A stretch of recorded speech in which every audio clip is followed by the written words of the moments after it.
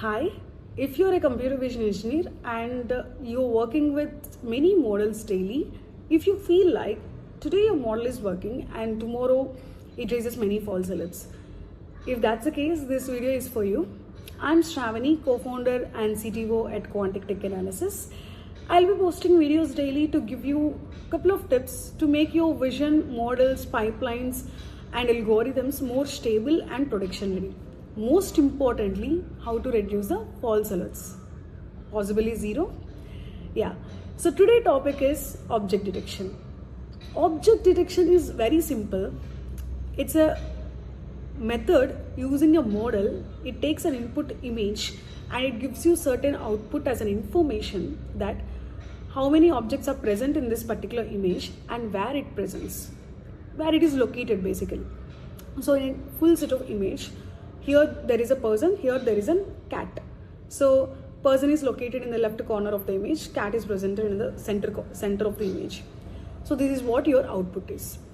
When you're dealing with production applications with multiple use cases, in our case when we are working with certain use cases, we deal mostly with the CCTV camera feed.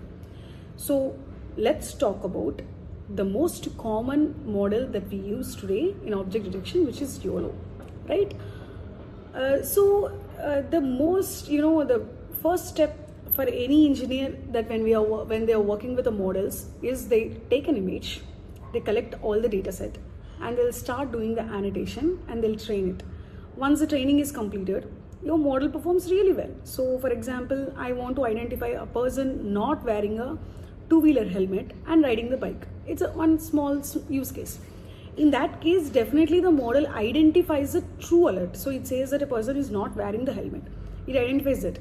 But the critical challenge right now with the vision is raising the false alerts. Even if a person is wearing the helmet, or maybe there could be a case where it identifies the wrong object as no helmet, because model and the machine will not know whether this is a helmet or not. It does not have the intelligence. It only has the information of data you are getting trained. So the input of data set matters a lot as a computer vision engineer. So you might say that I'm not adding this kind of data, or maybe after observing this, I'm adding more of this background data. It should learn well. Why my model is failing? So it's okay. This is where I'm going to give you 3 simple step rules to reduce the false alerts, possibly zero. Is this. Before going to it, let's talk about YOLO. YOLO is an object detection model that takes an image size in a square aspect ratio, and image model size is in the multiples of 32. So 640 is a default model size, and in 640 by 640, which is square. But when we look at our customer data, when we look at the data that I am processing in an actual real world, it's not square, it's a rectangle. So rectangle means it's 1280 by 720, which is 1 MB data, or more than 1 MB, which is 2 MB, which is 1920 by 1080. 1920 is a width and 1080 is a height. Now in this aspect ratio of the image pixel, you can see my fingers here. The distance between these two, and a person is located here. And when you collected like more than 5,000, 10,000 of data, when you're training to YOLO, all these images in default will be resized to 640 by 640. In that case, a person is a bigger object. That itself will become very linear. In case your models are such smaller, which requires good attention of features to be read, like the no helmet or a helmet, imagine how much you're resizing your CCTV camera feed to smaller. So your entire features from the raw images itself is getting lost in the first step itself, right? That's where maintaining the square aspect ratio, point number 1. How do I address that? How do I address that is very simple. I'll take any resolution. For example, I take 1280 by 720. The closest form of this is by simply making it fold into half. So when I fold into half, basically making 2 grids, 1280 by 720 becomes 640 by 720, which is almost closer to square. So I am not resizing it, I am just cropping it. I'm cropping and making one image into 2 images. So my data set, if it was previously 5000, it becomes 10,000 right now.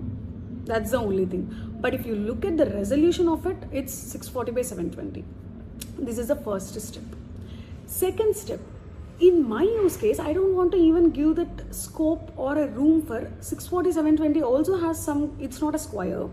And if I now I have to select the model size, right? The first step is done. Second step is model size. If I selected 640, again my height of 720 becomes 640. This height will compress. In that case, my helmet, it becomes like this.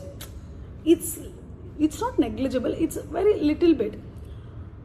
Still, I do not want that. If you are in that place, you do not want to take any compromise in learning the model features, teaching the model features. Now what I simply do is, I'll select the highest model size, which is 720, but 720 is not multiple of 32. So I'll select the closest and highest from 720 is 736. 736 is my model size. So I'll make, I'm sorry about this.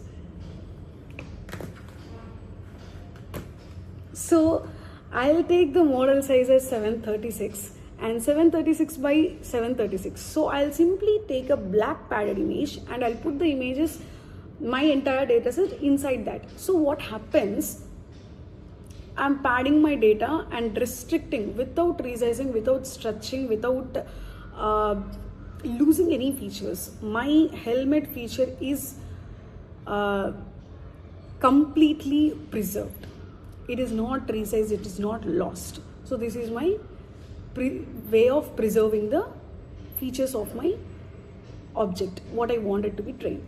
So we have covered 2 steps, which is very crucial. First is converting the images into square aspect ratio, selecting the model size, which can make my model to learn the features in a better way. So third step is to doing the same method in the inferencing. In inferencing, when I'm reading the frames from the CV2 video capture, I'll be always selecting the grid cells. Should I have to crop 2 by 1? 2 by 1 is basically 2, one column, 2 rows, right? I'm following, sorry. Yeah, it's basically I'm converting into 2 halves. So what it happens, it has 2 columns and 1 row. So this way, if I'm going for 1920 by 1020, it will be different sizes. So I'll select which is better for me depending on my use case, and I'll follow the same step in the third, which is very, very crucial. In inferencing too, I'm going to make the grid crops. I'm passing that into a list to the model, and I'll be selecting the image size what I have trained, not by 640. So I have to mention that in the either Ultralytics or TensorRT pipeline, whatever I am using it, which I'll cover in other videos. In this step, I'll mention specifically my image size, model size. This way, at least the false positives which it's trying to learn will be maximum reduced to 70%. And I have so many tips to reduce it based on the types of data set, how the background images has to be added, how you have to normalize the entire data set with respect to different augmentations. I'll cover that in many other videos. So if you would like to learn more on how to reduce the trackers, eliminate and achieve more accuracy, more FPS, please follow me and take care. Bye.